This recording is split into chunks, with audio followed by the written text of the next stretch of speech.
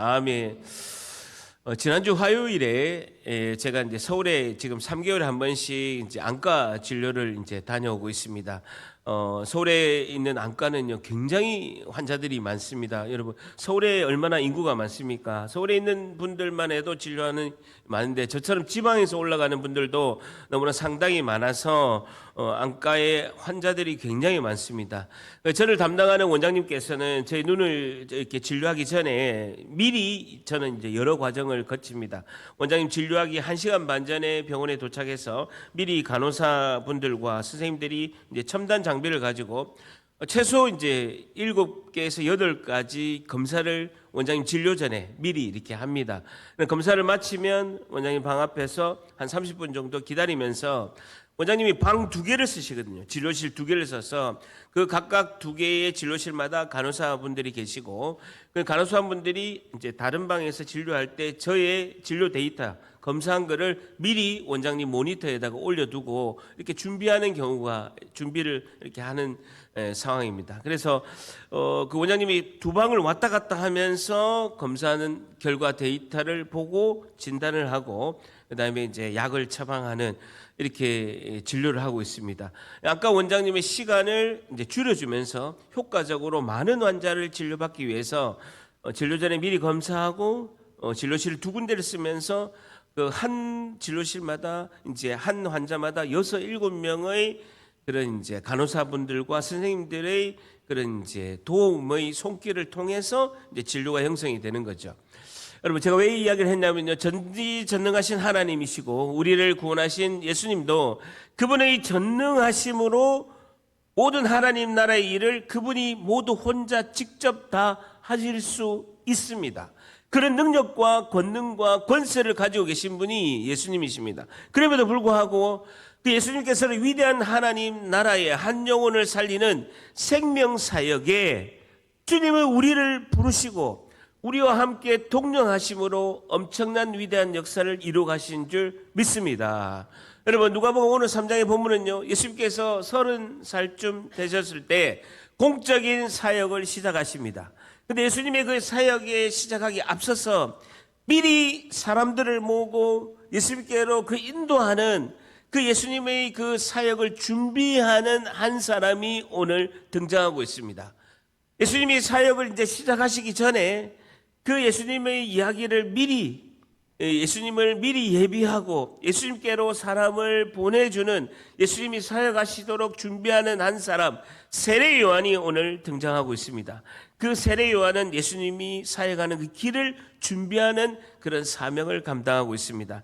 따라서 오늘 그 성경 본문 세례 요한처럼 예수님과 함께 동력하는 우리 성도도 세례 요한처럼 어떤 삶을 살아야 하는지 오늘 본문은 말씀하고 있습니다. 그래서 오늘의 질문은요. 오늘 말씀을 통해서 예수님과 함께 동력하는 성도는 어떤 삶을 살아야 할까요에 대한 교훈을 얻고자 합니다. 오늘 질문이 뭐라고요? 예수님과 함께 동력하는 성도는 어떤 삶을 살아야 할까요에 대한 교훈을 얻고자 합니다. 오늘 질문 좀 길죠? 예수님과 함께 동력하는 성도는 어떤 삶을 살아야 할까요에 대한 교훈을 얻고자 합니다.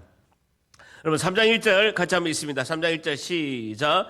디베로 황제가 통치한 지 15해 곧 본디오 빌라도가 유대의 총독으로 헤롯이 갈릴리의 본분왕으로 그 동생 빌립이 이두레와 드라고니 지방의 본분왕으로 루사니아가 아빌레네의 본분왕으로라는 겁니다. 디베레 황제가 통치한 지 15해 한번 줄쳐보십시오. 디베레 황제는 로마의 황제 디베로를 말하고 있습니다. 황제가 된 지 15년, 역사적으로는요 주후 26년 AD 26년을 말씀하고 있습니다. AD 26년이 디베로 황제가 로마의 황제가 된 지가 주후 26년 15년째 되는 해를 말하고 있습니다. 예수님은요 BC 4년에 태어나셨습니다. 주전 4년에 예수님이 태어나서 AD 26년쯤 되니까 예수님께서 나이가 한 만 30세 정도의 나이에 예수님은 공적 사역을 시작하고 있다라고 역사적으로 말씀하고 있습니다. 그때 곧 본디오 빌라도가 유대의 총독으로 있었고, 헤롯이 갈릴리의 본부왕으로 있었고, 그 동생 빌립 왕이 이두레와 드라고니스의 지방의 본부왕으로 있었고, 루사니아가 아빌레네의 본부왕으로 있었다라고 그 당시에 권력자들의 명단이, 역사적인 인물들이 등장하고 있습니다. 자, 그러면서 2절 같이 있습니다. 시작. 안나스와 가야바가 대제사장으로 있을 때에 하나님의 말씀이 빈들의 사가랴의 아들 요한에게 임한지라. 하나님의 말씀이 줄점사. 오늘 굉장히 중요한 본문의 말씀이 등장합니다. 빈들의 사가랴의 아들 요한에게 임한지라라는 것입니다. 하나님의 말씀이 빈들 동그라미 점 에레모스라는 단어로 광야를 말하고 있습니다. 뭐라고요? 광야를 말하고 있습니다. 하나님의 말씀이 어디에 임했다고요? 광야에, 에레모스, 광야에 임하였다라는 것입니다. 이 광야는 어디를 말하는가라는 것이죠. 유다 광야는 어디를 말하는가라는 거예요. 여러분, 성지순례 가다 보면요, 사해 바다라는 곳이 있습니다.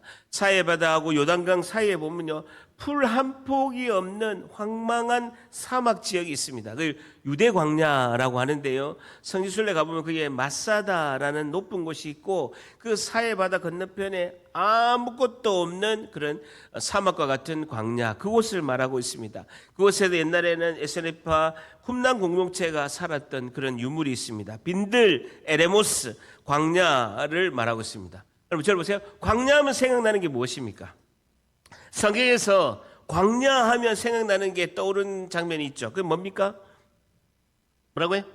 출애굽죠. 그렇죠. 출애굽 사건. BC 1446년에 출애굽에서 이스라엘 백성들이 40년 동안 있었던 장소가 어디입니까? 광야죠. 광야. 그곳에, 그 광야에서 하나님의 말씀이 빈들의 사가랴의 아들 요한에게, 세례 요한에게 임한지라. 그 광야에서 하나님의 말씀이 임하였다는 거예요.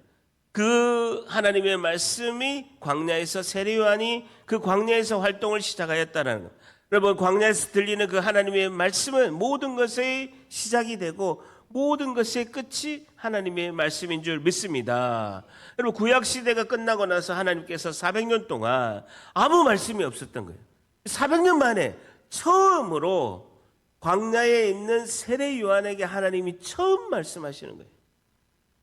여러분, 말라기, 구약 성경 39권 말라기가 딱 끝이 나고, 여러분, 신약 성경 시작하기 전에 400년 동안 하나님이 한 말씀도 안 하신 거예요. 그러다가 400년 만에 처음 하나님께서 한 사람을 통해서 말씀하시는데, 그것이 광야에 있는 세례 요한을 통해서 하나님께서 말씀하셨다는 것입니다. 그 세례 요한을 통해서 광야에 하나님의 말씀이 임하게 되고, 그 세례 요한을 통해서 예수님이 오시는 길을 세례 요한이 예비하고 준비하고 있다라고 성경은 말씀하고 있습니다. 여러분, 한번 들어보세요. 예수님께서 우리를 구원하시기 위해서 이 땅에 오셨는데 굳이 세례 요한의 도움이 필요했을까? 세례 요한이 예수님의 길을 예비하고 있고, 세례 요한이 예수님을 소개하고 있는데, 예수님은 전능하신 분이고 그분은 모든 것을 다 하실 수 있는 분인데 굳이 세례 요한의 그 사람의 도움이 필요했는가라는 우리가 질문을 하게 됩니다. 여러분, 예수님은 세례 요한이 없어도 충분히 당연히 사람들에게 구원의 은혜를 베푸시고 하나님 나라의 생명사역을 주님이 하실 수가 있습니다. 그런데 왜 세례 요한의 준비가 필요했느냐라는 것이죠. 같은 예로요, 하나님께서는 구원의 은혜를 하나님이 직접 모든 것을 하실 수 있는 전능하신 분입니다. 그런데요, 하나님께서는 내세울 것 없는 지금 설교하고 있는 부족한 목사, 저를 통해서, 그리고 여러분 셀리더나 우리 성도분을 통해서 예수님께서 그 한 영혼이 예수님을 만나도록 주님께서 인도하신다라는 거예요. 왜 그렇습니까? 여러분, 주님이 직접 다 하실 수 있고, 주님이 전도하시고, 주님이 구원을 베푸시고 다 하실 수 있는데, 부족한 저를 통해서, 셀리들을 통해서, 우리 성도들을 통해서 주님께서는 우리가 전하는 그 복음의 말씀을 듣고 예수님을 만나도록 주님이 그렇게 하신다라는 거예요. 왜 그러냐는 것이죠. 그것은요, 연약한 우리를 통해서 전도의 열매가 맺어서 하나님이 하셨음을 나타나기 위함인 줄 믿습니다. 여러분, 연약한 우리를 통해서 주님이 전도의 열매를 맺어서 하나님이 하셨습니다를 나타내기 위해서 그렇게 어려운 방법을 쓰신다라는 것입니다. 미련한 우리를 통해서 하나님께서 영광 받으시기 위함인 줄 믿습니다. 고린도전서 1장 27절에 이렇게 말씀하고 있습니다. 고린도전서 1장 27절에 그러나 하나님께서 뭐라고요? 세상에 미련한 것들을 택하사, 절대랍니다. 세상의 미련한 것들을 택하사. 한 번 더, 세상의 미련한 것들을 택하사. 여러분, 세상에 미련한 우리를 하나님께서 선택하셔서 지혜 있는 자들을 부끄럽게 하시려고 세상에 약한 우리를 택하셔서 강한 것들을 부끄럽게 하기 위해서 우리를 택해서 주님이 하나님 나라의 생명사역을 하신다라는 것입니다. 그러면서 고린도전서 1장 21절에도 하나님의 지혜에 있어서는 이 세상이 자기의 지혜로 하나님을 알지 못하므로 하나님께서 전도에 미련한 것을, 절대랍니다. 전도에 미련한 것으로 믿는 자들을 구원하시기를 기뻐하셨도다. 절대랍니다. 전도에 미련한 것으로 하나님께서는 엄청난 능력으로 하나님께서 직접 하신 것이 아니라 우리같이 미약하고 연약한 우리를 통해서 전도에 미련한 방법을 써서 가장 느리고 가장 더디고 가장 오래 걸리는 전도에 미련한 방법을 통해서 믿는 자들에게 구원하시기를 기뻐하셨다라는 것이죠. 여러분, 그렇기 때문에 교회가 2000년 동안 없어지지 않고 영원히 존재하는 교회의 은혜인 줄 믿습니다. 여러분, 하나님께서 그렇게 계획하셨다라는 것이죠. 여러분, 다시 돌아가서 왜 하나님은 우리 인간들을 위해서 예수님 전에 세례 요한을 준비하셨는가라는 것이죠. 여러분, 세례 요한의 역할이 반드시 필요했다는 거예요. 세례 요한을 하나님께서 세례 요한을 통해서 반드시 예수님의 길이 예비하는 그 작업이 필요했다는 거예요. 왜 그러냐면요, 예수님의 사회 기간이 너무 짧아. 3년밖에 안 되기 때문에 미리 단돌이 하는 세례 요한이 필요했다는 거예요. 예수님의 공생애가 3년밖에 안 되기 때문에 너무 짧기 때문에 예수님의 사역을 효율적으로 사역하기 위해서 누군가가 예수님의 길을 미리 예비하는 것이 이제 필요했다라는 것이죠. 여러분, 사도행전 말씀을 통해서 보게 되면 사도 바울이 그 대규모 집회를 할 때 보게 되면, 전도 집회를 할 때 미리 회당에서 사람을 모으고 준비하는 동력자가 있다라는 것입니다. 여러분, 1973년도에 5월 30일에서 6월 5일까지 5일간 동안 빌리 그램 목사님이 여의도에서 여러분 100만 명 집회를 했습니다. 여러분, 73년도 5월 30일에서 6월 5일까지 5일간 여의도에서 100만 명의 그 집회를 빌리 그램 목사님께서 전도 집회를 했습니다. 여러분, 그때 빌리 그램 목사님 오시기 전에 몇 달 전부터 준비하는 그 도움의 손길을 하는 스태프들이 있었다는 거예요. 그래서 빌리 그램 목사님이 그 메시지를 전할 때요, 엄청난 100만 명이 예수님을 믿는 그 엄청난 사건이 있었고, 거기서 예수님을 믿어서 청소년기에 그 집회 참석해서 목사님이 된 분들이 너무나 많다라는 거예요. 여러분, 조영기 목사님도 집회할 때 보면 미리 몇 달 전부터 준비하는 그 도움의 조력자들이 있다라는 것이죠. 그리고 세례 요한이 왜 필요했냐? 두 번째 이유는요, 사람들이 예수님을 많이 의심했기 때문에 세례 요한이 필요했다는 겁니다. 다시요, 예수님을 의심하는 사람이 너무 많았던 거예요. 근데 여러분, 세례 요한하고 다르게 예수님을 딱 보면 의심하는 사람이 많았어요. 왜 그러냐면 요셉과 마리아가 결혼하기 전에 예수님이 태어났습니다. 그리고 사는 동네에서도 예수님을 손가락질하는 사람이 많았습니다. 예수님의 직업이 뭐였습니까? 목수였죠. 예수님이 사는 집은요, 셋집이었습니다. 그리고 엄청나게 예수님은 가난했습니다. 그러니까 예수님을 신뢰하는 사람이 배경만 보면요, 별로 없었던 거예요. 내세울 권력도 예수님 없고요, 예수님은 학력도 없습니다. 여러분, 예수님은 스스로 자신을 증거하려면요, 아무도 믿지 않습니다. 내가 하나님의 아들이고 하나님이다 라고 하면요, 믿을 사람이 아무도 없습니다. 근데 세례 요한은 달랐습니다. 아주 명문가문이죠. 세례 요한은 그 당시 아주 유명한 인물이었습니다. 세례 요한의 아버지는요, 제사장 사가랴입니다. 그리고 사가랴가 하나님께 제사장으로 분향드릴 때 벙어리가 되고 난 뒤에 하나님께서 예언하신 대로 세례 요한이 임신되고 태어났습니다. 매우 유명한 인물이었습니다. 굉장히 유명한 그 당시의 인물이었습니다. 그리고 세례 요한은 나시린으로 자라기 때문에 제사장과 함께 나시린으로 자라서 세례 요한을 보고 이 사람이 혹시 메시아 아닌가, 그리스도가 아닌가 할 정도로 전 국민적으로 매우 유명한 사람이 세례 요한이었습니다. 그런 전 국민이 인정하고 아는 세례 요한이 예수님을 소개하고 증거하면요, 많은 사람들이 믿게 된다라는 것이죠. 여러분, 여기서 굉장히 중요한 포인트가 하나 있는데요. 우리가 전도를 할 때 예수님을 소개합니다. 그리고 예수님 한번 믿어봐. 교회 가면 너무 좋아. 내가 예수님을 믿었는데 너무너무 좋아. 너무너무 행복하고 예수님을 믿으면 너무너무 좋아. 라고 우리가 메시지를 전하죠. 그 메시지를 전할 때 여러분, 그 듣는 사람은요, 그 메시지도 듣지만 그 사람의 인격과 성품도 같이 듣는 거예요. 그 사람의 인격과 성품을 보고 신뢰할 만하다, 믿을 만하다, 그리고 신뢰할 만한 성품이 된다, 이 사람이 믿음을 줄 만하다, 이것을 보고 믿는다라는 거예요. 근데 평소에는 욕심이 많아. 밥도 한 번 안 사. 엄청 인색해.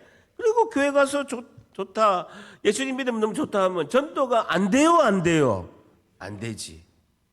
여러분, 그래서 목사나 전도자나 이런 설교도 보면요, 그 듣는 사람이 그 목사의 인격과 성품과 그 삶을 메시지하고 같이 듣는 거예요.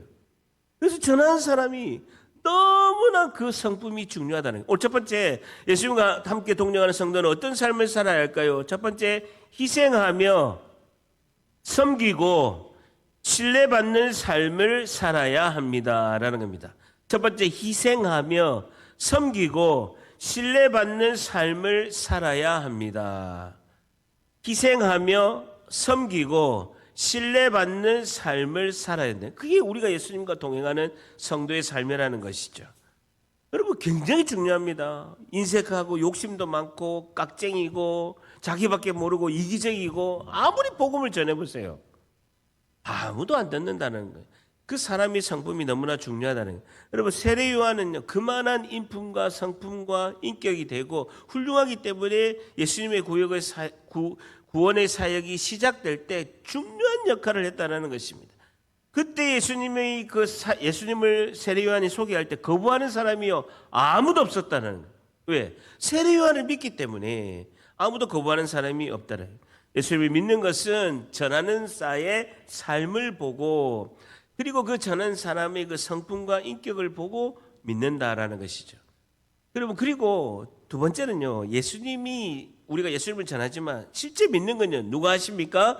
성령 하나님이 하신다는, 성령 하나님이 하시는 일이라는, 예수님을 하나님의 아들로 믿는다는 것은요, 성령 하나님이 하시는 일이다라는 것입니다. 여러분, 믿고 안 믿고는 결국 성령 하나님이 하시기 때문에 우리는 삶으로 전하기만 하면 된다는, 우리의 삶이 신뢰받는 삶, 믿음의 삶으로 예수님을 전하면 된다라는 겁니다. 그 나머지는요, 성령 하나님이 하시고 성령 하나님이 주권에 있다라는 것입니다.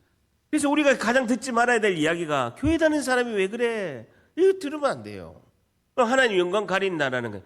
여러분, 그래서 교회에서는요, 중요한 사역일수록 그 일을 잘하는 사람에게 맡기는 것이 아닙니다. 여러분, 굉장히 중요한데요. 여러분, 교회에서는 중요한 사역일수록 그 일을 잘하는 사람에게 맡기는 것이 아닙니다. 우리 생각할 때, 목사님, 그분이 제일 잘하잖아요, 그분 시키세요. 아니라고요. 중요한 사역일수록 첫 번째도 성품, 두 번째도 성품, 세 번째도 뭐라고요? 다시, 첫 번째도 성품, 두 번째도 성품, 세 번째도 뭐라고요? 눈치. 세 번째는 눈치예요. 인격이 훌륭한 분일수록 그 분야를 몰라도 교회 일을 해야 된다라는 것입니다. 굉장히 중요합니다.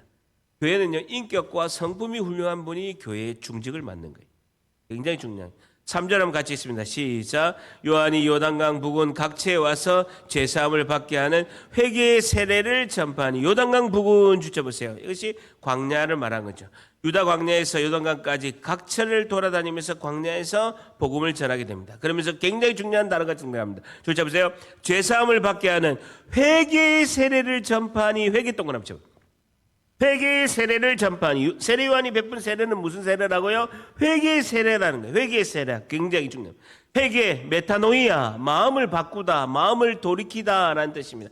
회개, 마음을 바꾸다, 마음을 돌이키다라는 거예요. 세례 요한의 핵심 메시지가, 핵심 사역이 뭐라고요? 회개라는 것이죠. 우리가 본격적으로 예수님께 나아갈 때 제일 먼저 해야 될 게 뭐라고요? 회개라는 것입니다. 여러분, 우리가 예수님께로 나아갈 때 준비해야 될 것이 회개하는 마음이다. 절 따라합니다. 회개하는 마음을 가져야 합니다. 여러분 예수님께 나아갈 때 회개하는 마음이 중요하다. 주님께 온전지 못한 거, 내 생각, 내 뜻대로 의지한 거, 나의 능력을 의지한 거, 세상의 것에 모든 관심을 쏟은 거, 이걸 회개해야 된다라는 것이죠. 그러면서 죄사함을 받게 하는 회개의 세례라는 겁니다.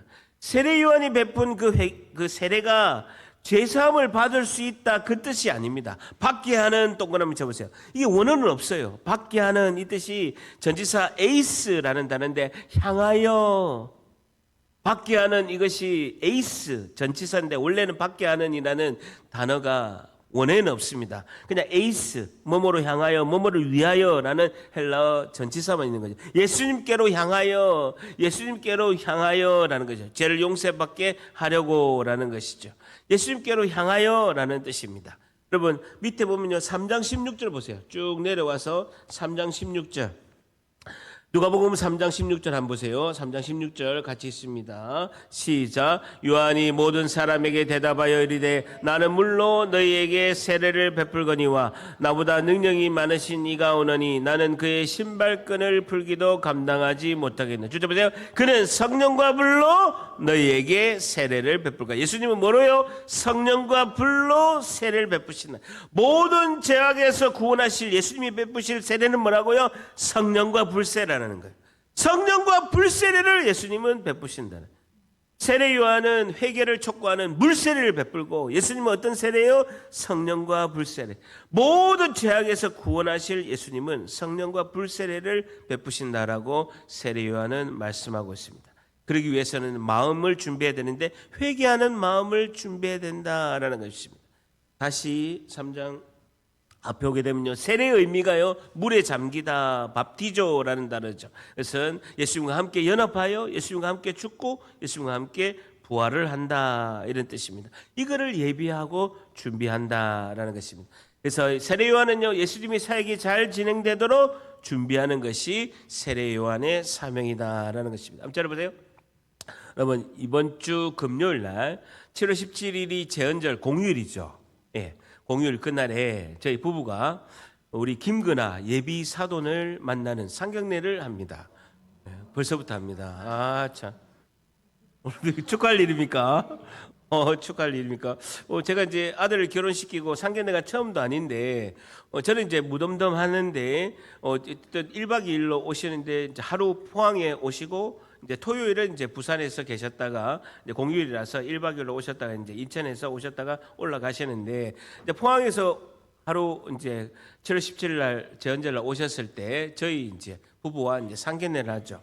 뭐 제가 상견례 하나 하는 것도요. 실제 이제 그분 예비 사돈 만나는 그분 만난데도 포항에서 점심 식사는 어디서 하고 저녁 식사는 어디 할까 미리 장소도 알아보고 식사 장소 마치고 나서 커피는 어디서 먹을까 그 길을 동선을 다 알아보고 상견례가 잘 쓰도록 신경하고 예비할 일이요 너무 많더라고요. 보통 일이 아니야. 근데 하영숙 사모는 보면요 자기가 세례 요한도 아닌데 준비할 게 너무 많아. 뭐 몇 킬로 더 빼가지고 다이어트를 해서 2주 전부터 뭐 다이어트 해가지고 뭐 슬림하게 보일 거라고 막 다이어트를 하기 시작하고요. 저녁마다 옷을 입어보는 거예요. 저녁마다 이 옷을 입으면 어때? 저 옷을 입으면 어때? 내가 보기엔 그게 그건데 뭐 자켓을 한번 입어보고 어제도 보면 막 3번 4번 입어보고 뭐 이렇게 사진 찍어가지고 가족 투표를 해라고. 하여튼 예비하다가 과로로 쓰러질 것 같은 거예요. 상견례 한번 하다가 쓰러질 것 같다라는 거예요. 너무 뭐 이렇게 한 분 만나는 것도요 예비할 일이 너무 많아요. 우리 그것뿐입니까? 주일 학교 이렇게 보게 되면 캠프 하나 준비하려면요 계획 세우고 이번 주에도 장소 답사가고 교사 회의하고 기도하고 또 이렇게 할 일이 너무 많은 거예요. 하는 것도 너무 많은 거예요. 여러분 이런 작은 일 하나 하는 것도 예비할 게 이렇게 많습니다. 근데요 모든 인류를 죄 가운데 구원하실 예수님, 그 예수님이 이제 사역하실 때 예비할 일이 너무 많은 거예요. 회개하는 마음으로 다 준비시키고 예수님 사역 잘하도록 모이고 그 세례 요한이 자신의 그 전인격과 성품을 다 담아서 그 예수님 한 분을 소개하려고 이렇게 준비하고 있는 거예요. 여러분 세례 요한 예수님하고 6개월밖에 차이 안 나는 동갑입니다. 근데 자기 그 30년 인생이 예수님 한 분 소개하는데 전 인생을 다 쓰는 거예요. 낮이 일어나서 경건하고 그 성품과 인격을 예수님을 한번 소개하려고 다 준비하는 겁니다. 4절 보세요. 선지자 이사야의 책에 쓴 바 광야에서 주저 보세요. 광야에서 외치는 자의 소리가 있어 이르되 선지자 이사야의 책에 쓴 바 주저 보세요. 이사야서 40장 3절을 말하고 있습니다. 이사야서 40장 3절의 내용이 뭐냐? 광야에서 외치는 자의 소리가 있어 이르되 너희는 주의 길을 준비하라. 주저 보세요. 주의 길을 준비하라. 그의 오실 길을 어떻게 하라? 곧게 하라 라고 이사야서 40장 3절에서는 기록되어 있다. 강조하는 단어가 뭡니까? 광야라는 겁니다. 광야. 여러분, 세례 요한이 예수님께서 이 땅에서 그 하나님의 백성을 구원하기 위해서 본격적인 사역을 시작하는 그곳, 이사야서 40장 3절의 예언대로 어디라는 겁니까? 광야라는 거예요. 광야. 그 광야에서 생활한 그 세례 요한이 하나님의 말씀으로 예수님의 길을 준비하고 있다라고 외치고 있다라는 겁니다. 여러분, 저를 보세요. 우리가 상식적으로 생각해 보세요. 세례 요한이 이제 하나님의 말씀을 외치고 예수님을 예비하기 위해서 소리치는데, 여러분, 예루살렘에 가서 해야 되는 거 아니에요? 아니면 로마의 황제가 있는 디베로 황제, 가이사 황제 앞이나, 아니면 본디오 총독 빌라도 앞이나 헤로드 앞에서 해야 되는 거 아닙니까? 근데 빈들 광야에서 하나님의 말씀을 외치고 있다는 겁니다. 쉽게 말하면요, 효율적으로 따지면 우리가 노방전도 하려면요, 사람이 많은 포항역이나 시내의 죽도시장이나 아니면 오거리 이제 세명기독병원 앞이나 아니면 우리 여기 어디입니까? 새로 지은 아파트 힐스테이트 앞에 이런 데 가서 해야 되잖아요. 그렇잖아요. 사람이 많은 데 가야 외치고 노방전도 하더라도 예수님 믿으세요, 교회 가면 너무 좋습니다, 꼭 교회 가세요라고 외치면 사람이 많은 데로 가야 되잖아요. 근데 빈들의 광야에서 외친다는, 아무도 없어. 사막 가운데 빈들 광야에서 세례 요한이 외치고 있다는, 세례 요한이 성령 충만하여 하나님의 말씀을 외친 곳이요 사람이 거의 없는 광야였다는 거예요. 여러분, 예루살렘은요 6월절 되면요 사람이 100만 명, 200만 명이 모이는 거예요. 거기서 외쳐야 되는 거 아닌가요? 근데 광야에서 외친다는, 결론적으로 결국은요 세례 요한이 광야에서 지나가는 행인에게 한 사람 한 사람에게 말씀을 전했습니다. 근데 나중에는요 광야에 사람이 모이는 거예요. 광야에 사람이 엄청나게 모이는 거예요. 예수님 세례터 그 요르단에 가보면요 아무것도 없어. 근데요 거기서 수많은 사람들이 모여가지고 세례 요한에게 세례를 받았다는 거예요. 너무 신기하죠. 지나간 사람 한두 사람에게 세례 요한이 하나님의 말씀을 외친 거예요. 회개하라 라고 외친 거예요.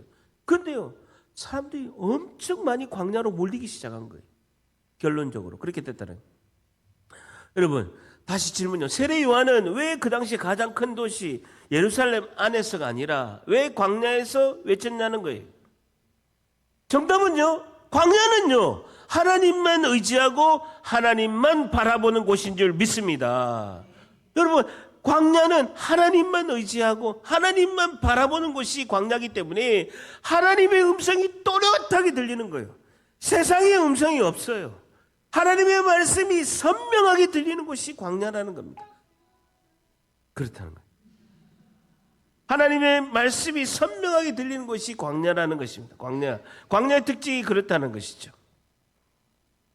여러분, 절 보세요. 그러니까 하나님의 말씀이 우리의 인생의 광야에서는 더욱더 또렷하고 선명하게 들린다는 것입니다. 결단합니다. 인생의 광야에서는 하나님의 말씀이 선명하게 들립니다. 한 번 더.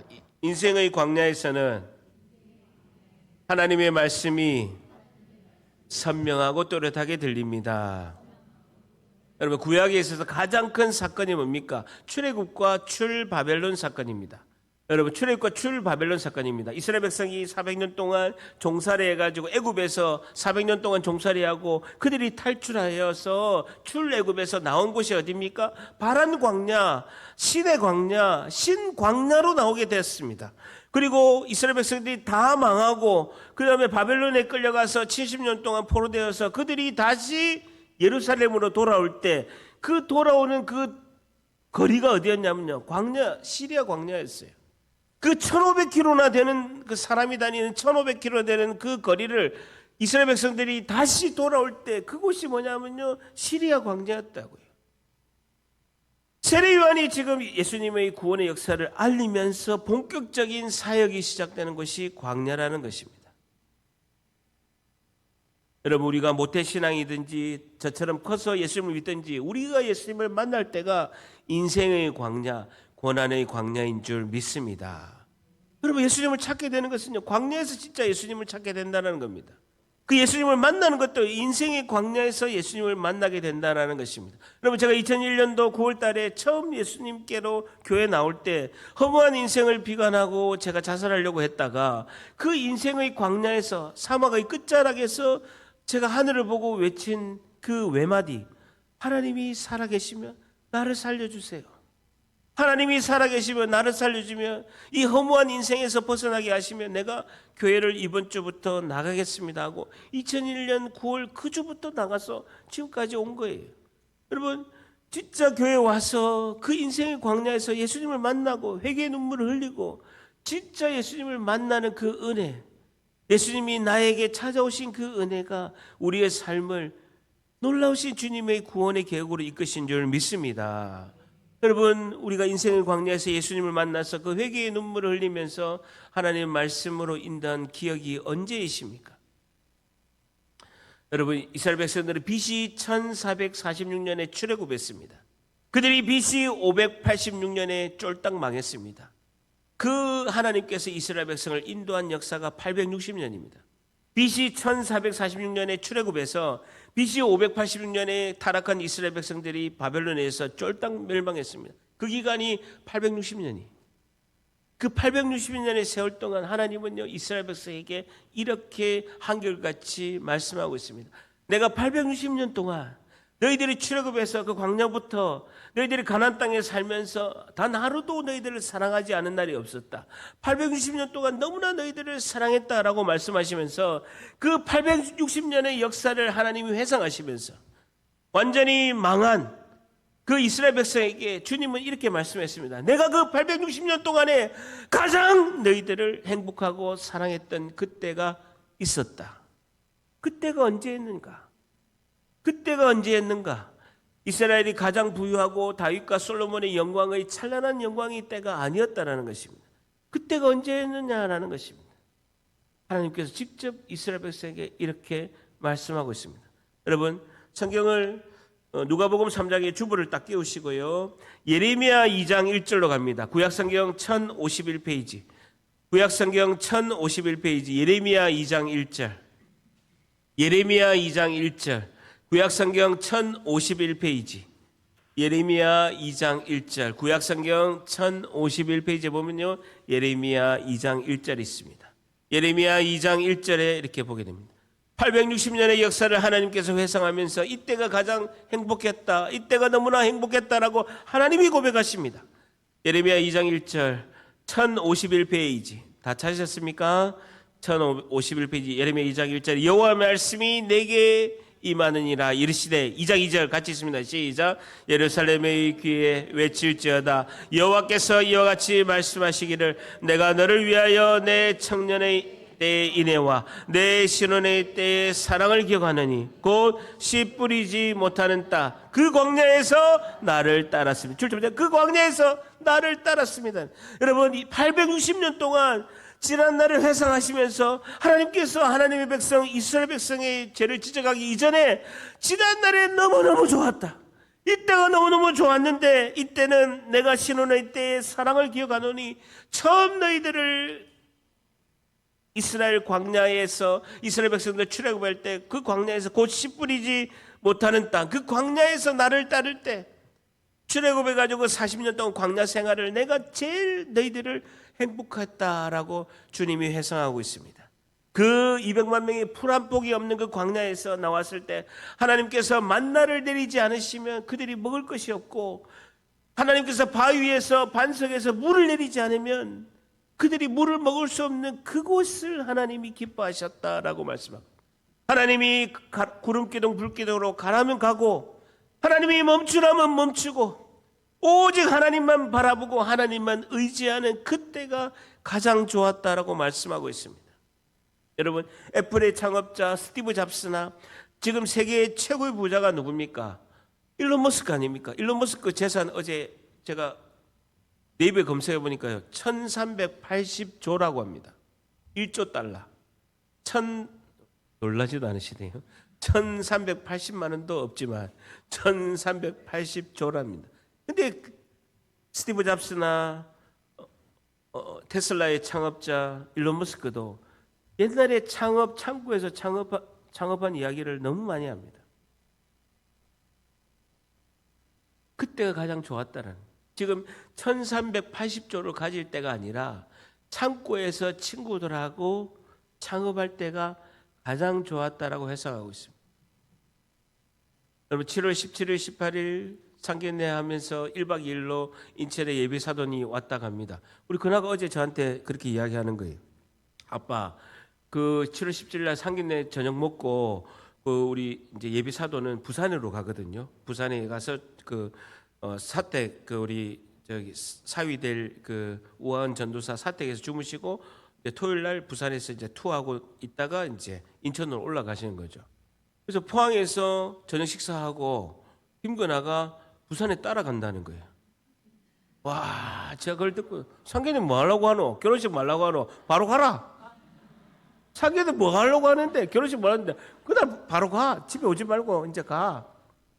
그럼 제가 이야기했습니다. 너가 5살 때 아빠만 의지할 때 아빠 손 꼭 잡고 아빠만 의지하고 이렇게 그 수영장 같은 가가지고 튜브 타면서 아빠 손 꼭 잡으면서 아빠 내 손 놓으면 지옥 가. 아빠 이 손 놓으면 안 돼. 수영할 줄 몰라가지고 그때가 나는 기뻤다. 여러분, 주님 손 꼭 잡고 주님 이 손 놓으면 나 죽습니다. 주님 이 손 놓으면 내가 살지 못해요. 주님 내 손 붙잡아 주세요. 이때가 제일 행복했다라는 것입니다. 우리가 살만하고 하나님의 형통 은혜를 베풀고 우리가 뭐 하는 것마다 잘 되니까요. 그때를 잊어버리는 거예요. 여러분, 눈물을 흘리며 주님을 찾고, 여러분, 목사가 제가 제일 위기라고 느끼는 건요, 제가 왜 정기적으로 그 기도하는 시간을 정해서 우리 마음에 맞는 목사님들하고 계속 기도하는 이유가 그겁니다. 여러분, 그때를 내가 놓치지 않게 하기 위해서 눈물 흘리며 주님을 찾고, 주님 살려주세요. 나를 한번 붙잡아 주세요. 내가 정말 주님의 은혜로 살고 싶습니다. 내 손 꼭 한 번만 잡아주시고 내 손 놓지 마세요. 그때를 하나님이 행복했다라고 말씀하고 있습니다. 그 은혜가 여러분 가운데 충만히 임하시기를 예수의 이름으로 축복합니다.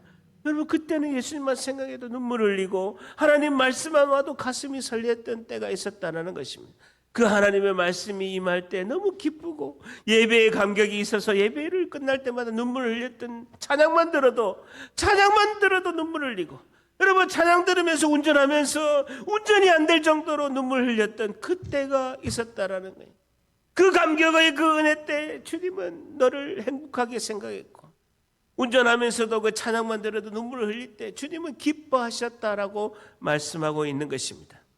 여러분, 이스라엘 백성들이 하나님을 등지고 범죄했을 때 하나님은 죄를 지적하지 않으셨어요.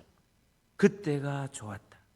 사막의 때, 광야의 때, 나를 의지할 때 그때가 좋았다라고 주님은 말씀하고 있는 것입니다. 다시 한번 돌아갑니다. 우리 다시 누가복음 3장으로 돌아가서, 여러분, 누가복음 3장 4절으로 돌아가서 마지막 예수님과 함께 동행하는 성도는 어떤 삶을 살아야 할까요? 마지막 두 번째, 하나님만 의지하며 말씀에 순종하는 삶을 살아야 합니다라는 것이죠. 하나님만 의지하며 말씀에 순종하는 삶을 살아야 합니다라는 것이죠. 예수님과 함께 동행하는 성도는 어떤 삶을 살아야 할까요? 마지막 두 번째, 하나님만 의지하며 말씀에 순종하는 삶을 살아야 합니다라는 것. 결국 하나님이 하나님 백성에게 유일하게 바라는 것 두 가지는요, 하나님만 의지하라는 것입니다. 두 번째는요, 하나님 말씀에 순종하라는 것입니다.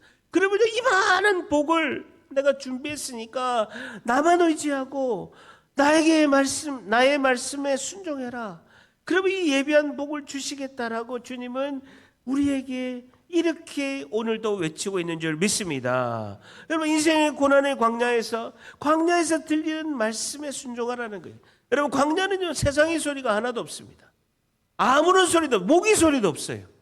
오직 선명하게 하나님의 말씀이 들린다는, 여러분, 그 광야의 시간을 우리의 바쁜 와중에도 준비하는 것이 너무나 중요하다는, 시간을 정해서 기도에 집중하는 그 광야의 시간, 그것이 너무나 필요하다. 하나님의 말씀이 선명하게 들리는 그 시간을 우리가 반드시 빼놔야 된다는 거죠.